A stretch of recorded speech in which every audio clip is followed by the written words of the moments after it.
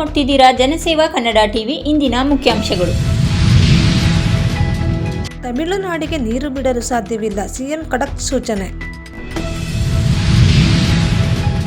ಪ್ರತಿಭಟಿಸುವ ಹಕ್ಕು ನಮಗಿಲ್ಲವೇ, ಸಿದ್ದರಾಮಯ್ಯ ಒಬ್ಬ ಸರ್ವಾಧಿಕಾರಿ ಜೋಶಿ. ವಿಕಿಪೀಡಿಯಾ ವಿಕಾಸಕ್ಕೆ ಪೊಲೀಸರ ಎಚ್ಚರಿಕೆ. ಸಿಐಡಿಯಿಂದ ಬಿಜೆಪಿ ನಾಯಕ ಡಿಎಸ್ ವೀರಯ್ಯ ಅರೆಸ್ಟ್.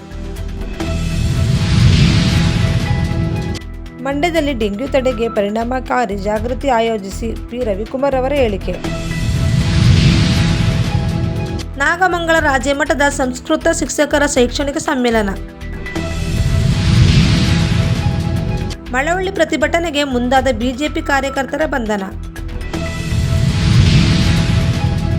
ಬಿಜೆಪಿ ನಿಜವಾದ ಟಾರ್ಗೆಟ್ ಮುಸ್ಲಿಮರಲ್ಲ, ದಲಿತರು ಮತ್ತು ಸಂವಿಧಾನ. ಸಂಸದರ ಸಸಿಕಾಂತ್ ಸೆಂಥಿಲ್ ರವರ ಹೇಳಿಕೆ.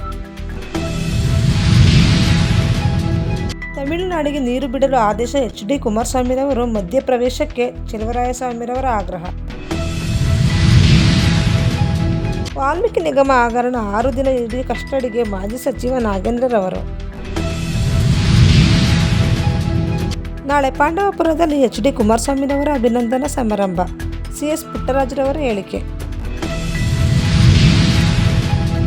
ಕೇರ್ಪೇಟೆ ಆಸ್ತಿ ಲಪಟಿಸಲು ತಾಯಿ ಬದುಕಿದ್ದಾಗಲೇ ಮರಣ ಪತ್ರ ಪಡೆದ ಮಗ. ಸಬ್ಸ್ಕ್ರೈಬ್ ಬಟನ್ ಮೇಲೆ ಕ್ಲಿಕ್ ಮಾಡಿ ಹಾಗೂ ನಮ್ಮ ಹೊಸ ವಿಡಿಯೋ ನೋಟಿಫಿಕೇಶನ್ಗೋಸ್ಕರ ಪಕ್ಕದಲ್ಲಿ ಕಾಣುವ ಬೆಲ್ ಬಟನ್ ಮೇಲೆ ಕ್ಲಿಕ್ ಮಾಡಿ ಹಾಗೂ ಲೈಕ್ ಮಾಡಿ, ಶೇರ್ ಮಾಡಿ, ಕಮೆಂಟ್ ಮಾಡಿ.